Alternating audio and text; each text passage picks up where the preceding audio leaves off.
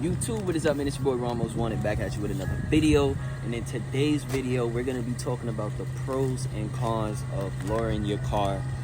From my point of view, from my experience, I've been lowered for about 2 weeks now, so I just thought of compiling a little list of things that I noticed that I like and that I don't like. And hopefully, if you're trying to decide whether or not you should lower your car, hopefully this little list that I compiled can help you out a little bit. But just to give you guys some perspective of how low I am lowered on BC coilovers. And this video is related strictly for coilovers, not lowering cars. Also, if you can see, I'm not sure if you can, I do have a Z1 metal undershroud. I would highly recommend investing in a metal undershroud if you're gonna be low. But you see, I'm talking a teeny bit, not too bad. And you can see under there, exhaust. So I'm very low, but I'm not slaying. So I had to come in the car because outside is way too bright. Like I said, we're gonna be talking about the pros and cons of lowering your cars. This is all my personal opinion, you know what I'm saying? Based off of my experience that I've had within the last 2 weeks of having these BC coilovers. Let's just jump straight into it. Starting off with the pros. Number one, of course, the main thing about lowering your car, the best thing out of everything, is the look. Lowering your car just makes it look so much better. I don't know what it is about that ride height adjustment, just lowering the car, making the fitment a little bit tighter, putting it closer to the ground just gives the car a better look overall. In my opinion, more aggressive, just more menacing, and just cooler. It just gives it some cool points. Any car that I see that's lowered, it just looks better than stock height. When you pull up to the car meet or the club or the spot or wherever, and you pull up in a car that's at stock height, you know what I'm saying? People might look, turn their head back, continue with the conversation. But when you lower and you pull up to the spot, they like, yo, who this? The second pro of lowering your car on coilovers, specifically, I just want to say that again. I'm specifically talking about coilovers because that's what I have experience with as of right now. The second pro of lowering your car on coilovers is definitely the handling. I've seen a big improvement on the handling from when I got these BCs installed. And that's not only just high speed, but also just going around curves. Right?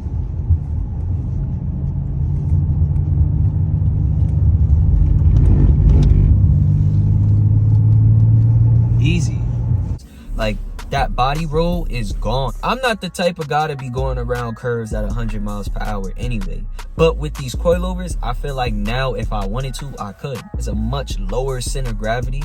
So now it's when you go into the curve now, it's it kind of hugs it. Keep in mind, I do have a 2013 G37X, so I'm all-wheel drive. That all-wheel drive with the coilover combination, sensational. Also, when I'm at higher speeds, I find that the vehicle is a lot more stable now that I got coils. When I was in Mexico the other week, I was doing 110 just to test out the coils.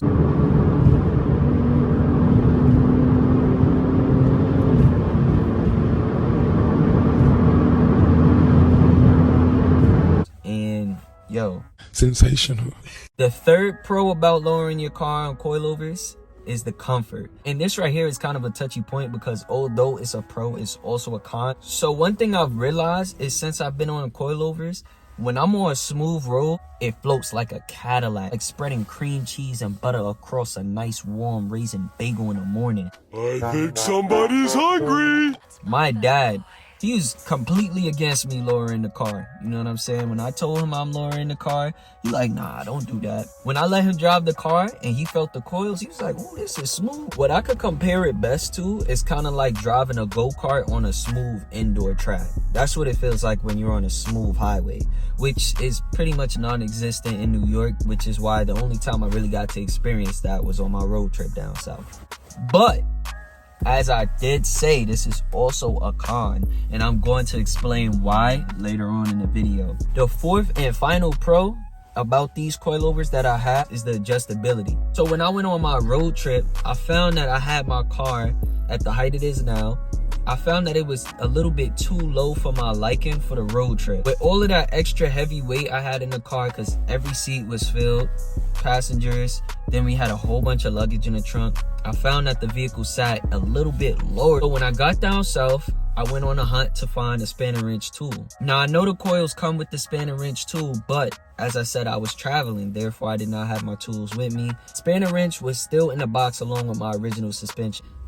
Not one of them had a spanner wrench tool. And that's a tip I'm gonna give to like anybody who has coilovers and they're gonna be taking road trips. Yo, bring your spanner wrench with you, because if you need to adjust your coils while you're wherever you are, like, bro, nowhere has that, bro. Like, AutoZone was like they would have to order it. O'Reilly's was like they would have to order it. And by the time it arrived, I was gonna already be on my way back home. So always keep your spanner wrench with you on road trips. That's just a tip that I learned the hard way.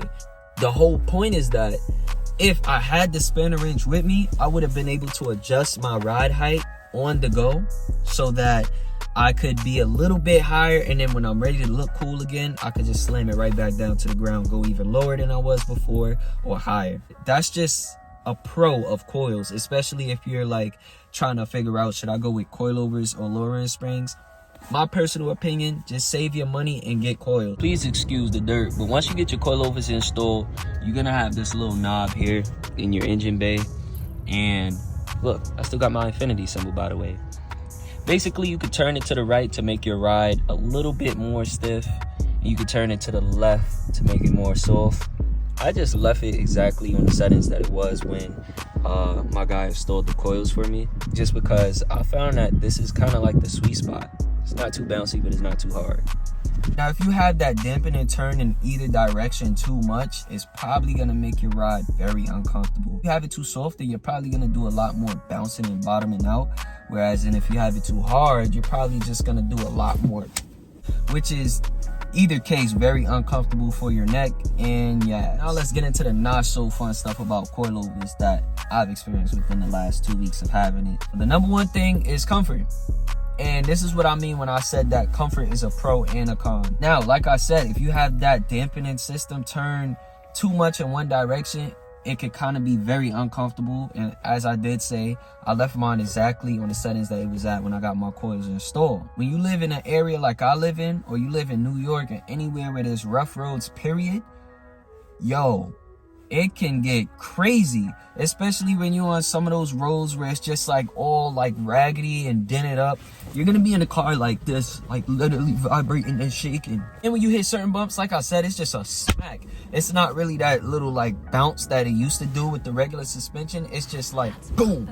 You feel me? So if you eating or you got a drink in your hand, you better hold on tight. I'm exactly 6 feet on the dot. I'm not the tallest guy, I'm not the shortest guy. Getting coils did make getting in and out the car a lot harder. Not really harder, but just like more of a pain. Plus, my first vehicle was a truck, and I am used to being up high. So just kind of falling into the V is something that's different for me. So that's something that I'm still getting used to. And a lot of passengers complain about that. They like, dang, your car's so low. And especially my grandfather. I took my grandfather for a ride. It took him a long time to get in and out because of how low the car was. So that's one thing you should take into consideration before getting your coils. Second con about having coils, and this is like obvious, the potholes. So as you can see, I have to keep like turning the wheel and stuff like that just to avoid potholes.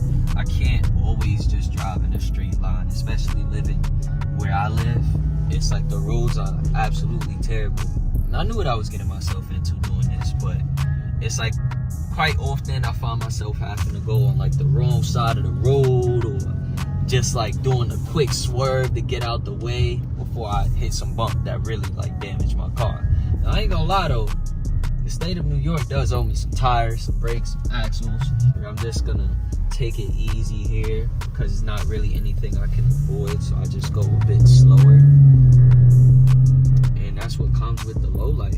One thing about having a car that's stock height, when you see potholes, you either try to avoid it, or you slow down, or you just full on hit it. Either way, it sounds loud, might cut the music up a little bit, but you know your car is fine. Now with coils, I can't say the same thing. There's certain roads that I cannot drive on because I know it's so messed up, so I have to take a whole nother route just to go around that. Pothole, at least you can see when you're approaching it. When it comes to a dip, it's invisible. You just on the highway, then out of nowhere, boom! The next con I have about having coilovers or lowering your car in general, because this applies to all low vehicles, is bottoming out. I'm not used to that. This is new to me. First time I bottomed out was on my road trip. My parents is in the car, my niece is in the car.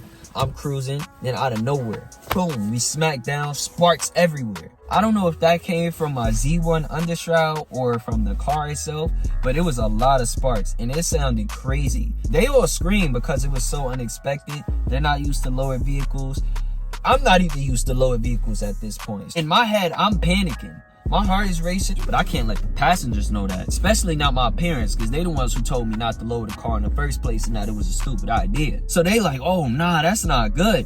And I'm like, just relax, relax. The sparks was from my metal undershroud. You know, when you're low, that's just what happens. Nothing is damaged. Whole time, I'm really looking off the mirror to make sure I ain't leave a big trail of oil on the highway, because if I cracked my oil pan, that would have been it. And road trip done, car done, out of service, G37 down. Lowering your car, just be prepared for moments like that, because not all of those moments are avoidable. And the fourth con, and this will be the final one that I realized, is staying alert. You might hear that and be like, what do you mean staying alert? You're always supposed to be alert when you're driving. When you are lowered, you have to be on 100% of the time. You cannot get caught slipping. If you're looking at your phone for a little bit, boom, you might smack something. And this goes for if you live in an area like I live in. You live in New York or somewhere where the potholes are crazy and where all the roads kind of feel like you're driving over train tracks. You know, you have to be alert 100% of the time. Nighttime, I'm like this, all the way up to the steering wheel. My eyes is darting around the road. There was already a couple times where I was just changing a song and out of nowhere, boom! Even though that's a con, it's also a good thing because like,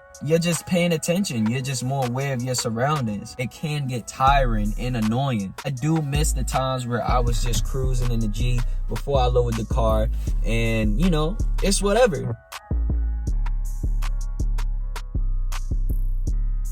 Those are just some pros and cons that I came up with after being lowered for 2.5, going on 3 weeks now. Would I recommend lowering your car? Absolutely. The main thing is, know what you're getting yourself into. Don't rush into it. Take your time. Really evaluate the roads in your neighborhood. Evaluate your lifestyle. If your car isn't a daily, then you can disregard everything I said and just go ahead and lower the car. Because if you have another vehicle you could drive, then none of that stuff really matters. This is my daily. So these are all things that I had to think about before I lowered my car. Things that I realized and I learned during my lowering of the car. I hope I was able to help you. I'm about to go upstairs and drink some tea. Be sure to drop a like down below, comment, and subscribe. Also press that notification bell right next to the subscribe button so you know whenever I post a video. Stay loyal, stay subscribed. If you got any more tips or suggestions or things you want to see, be sure to leave the comment below and just tell me. Love y'all. Thank you so much for the support. We out.